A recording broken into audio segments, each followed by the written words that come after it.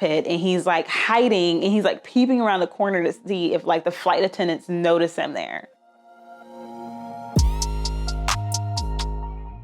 Hey Explorers, Kita the Explorer here, and today I am back for another episode of Travel Chat Thursday. And today I'm going to talk about various little stories while in flight. I have plenty, but I picked out some of my favorite stories that I always remember, because who doesn't like reminiscing and telling stories and laughing over them, right? So let's get into it. But before we get into it, you know what you have to do. You have to go ahead and hit that subscribe button and the notification bell so you're notified when all of my videos are released. Videos are released on Tuesdays at 4 p.m. Eastern Time and Thursdays at 11 a.m. Eastern Time. So go ahead and hit the subscribe button. It's free and you'll be notified of all of my travel adventures, tips, and chats. And thank you so much if you're already subscribed to my channel. Now let's get into today's chat. All right, so most of these stories are going to be from like when I first board a flight, waiting for the flight to be boarded, and I have 6 stories that I'm going to tell today. Here's number 1. The first one was a flight coming back from Miami or Fort Lauderdale to Atlanta, and I was flying on JetBlue.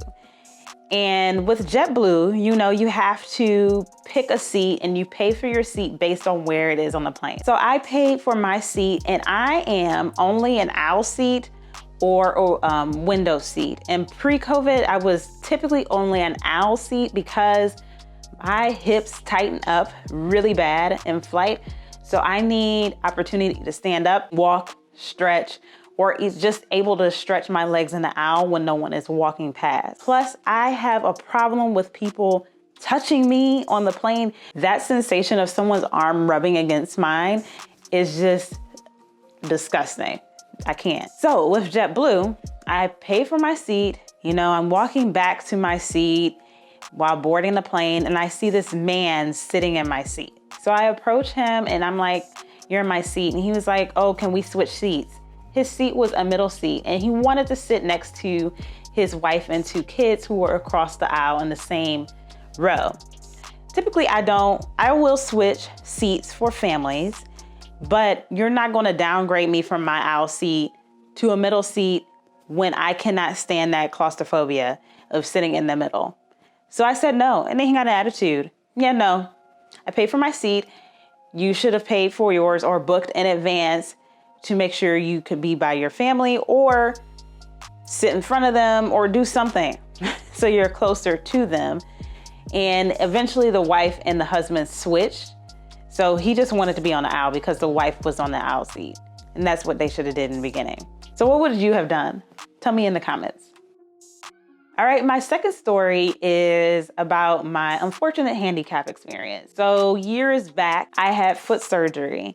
And right after I had the surgery, my grandmother passed. So I had to fly to Cleveland. But since I had foot surgery, I could not walk through the airport, especially in Atlanta. So I had to request wheelchair service.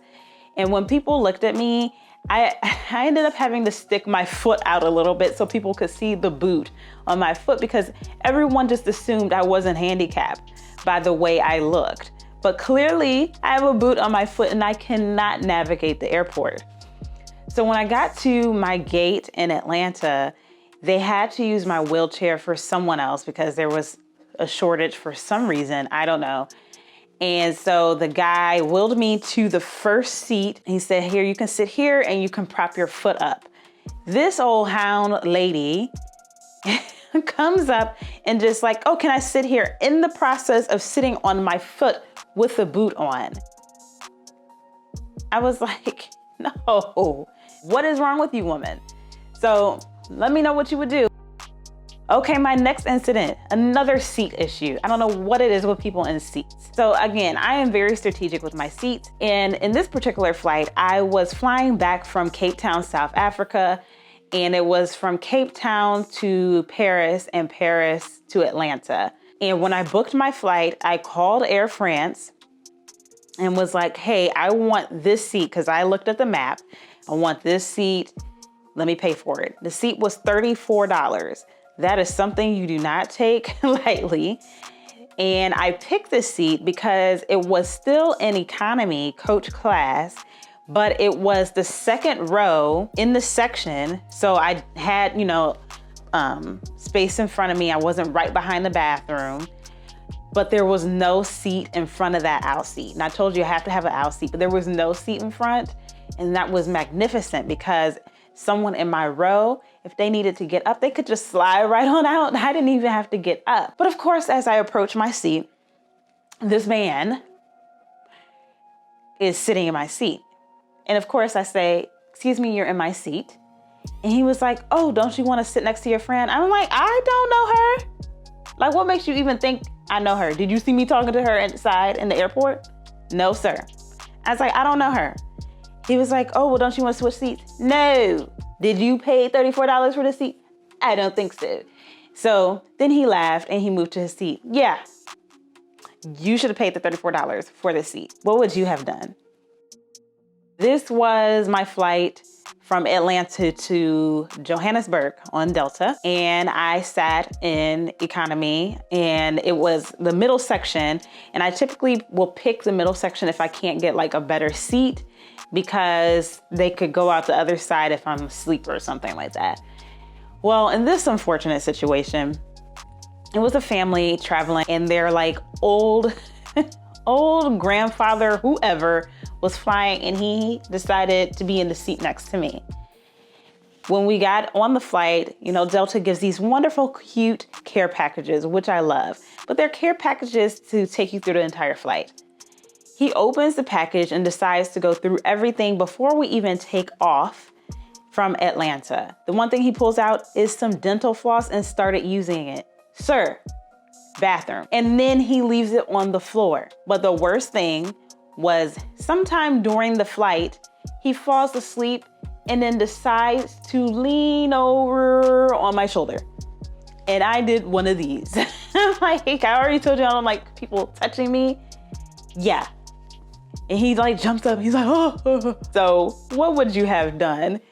Would you shrug your shoulders, shake that old man off? Let me know in the comments. The next one was my flight from Porto Alegre in Brazil to Brasilia. And we're in flight, it's kind of late. I remember it was dark on the plane. We're like, at that point on the plane, they have already announced, "Hey, we're making our initial descent into Brasilia. Everyone, take their seats, whatever, blah, blah, blah." And then like 5 minutes later, there's this man, it was like Bridesmaids. Remember in Bridesmaids where she was super drunk and like just doing ridiculous things on the plane? This man gets up and starts running back and forth down the aisle, and the flight attendants are trying to get him to sit down. He was clearly wasted. And so they're trying to get him to sit down. So they took him back to his seat. And the next thing you know, he like runs up, and this was like, made me a little nervous because he runs up kind of near where the boarding door was and right before the cockpit, and he's like hiding, and he's like peeping around the corner to see if like the flight attendants notice him there. So eventually they had a lady or man, whoever, a passenger, move from the front row and sat him there so they can like pretty much watch him and hold him down. But that was crazy. Obviously there was nothing I could do except watch and chuckle inside of my head, because that was some straight foolery. Have you ever seen anything like that in flight before? Comment down below. All right, so for my last story, this situation happened right after the 2016 election in the US. So if you know what that means, you know what that means. And the next morning after the election, I had to head up to, I can't even remember the name of the town. It's near Green Bay, Wisconsin, but I wasn't in Green Bay. I had to go up there for work. So obviously a really small remote town, and I get on the plane, and when I get on the plane, it is full of men, and they just kind of look at me because I'm clearly way out of place. I'm the only Black person on the flight and the only female that I see. So I get to my seat, and a man comes to sit next to me, and he did not want to sit next to me. And he says to the flight attendant, "Excuse me, may I move?" He was like, "I just can't sit there today." So, I mean, I could be, overconscious or whatever, but he didn't want to sit next to me. I wonder why. But at the end of the day, I had the whole row to myself. So, So how would you have felt about that situation? I want to know down in the comments. There's always something happening when you travel. You just never know, and you have to expect the unexpected. And it leaves for great stories to tell in the future. What stories have you had? I know you have some. Every traveler has a story, okay? Comment your stories down below. Tell me what you would have done in any of these situations. Have any of these situations happened to you? I want to know, because it is Travel Chat Thursday, so get into the chat. I want to chat with you. If you enjoyed this video, make sure you hit the like button. Also, don't forget to share this video with your friends, family, and social media networks. And please don't forget to subscribe and hit that notification bell so you're notified when all of my videos are released. And if you're already subscribed, thank you so much. And thank you all again. Have a wonderful day or night wherever in the world you are.